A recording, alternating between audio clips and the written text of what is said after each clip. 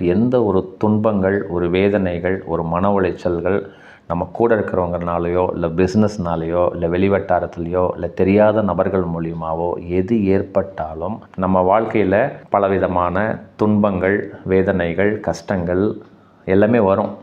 அவன் காட்டில் தனியாக இருக்கும் பொழுது பல சத்தங்கள், மிருகங்களோட சத்தங்கள் வந்தது, பல பறவைகளோட சத்தம், பயந்துக்கிட்டு இருந்தான். இந்த சத்தங்கள்லாம் வரதான் செய்யும். வாழ்க்கைன்னா இந்த துன்பங்கள்லாம் நம்ம நண்பர்கள்னால, உறவு முறையினால், நம்ம பிஸ்னஸில், வேலை செய்கிற இடத்துல இந்த மாதிரி சூழ்நிலைகள் நம்மளை நோக்கி வரும். அமைதியாக இருந்துக்கிட்டு அதை வாட்ச் பண்ணணும், அதை கவனிக்கணும். இந்த சூழ்நிலை எதனால் வந்தது, அவங்க அப்பா அந்த இருந்த மாதிரி இந்த இறைத்தன்மை நம்மளோட தான் இருக்குது.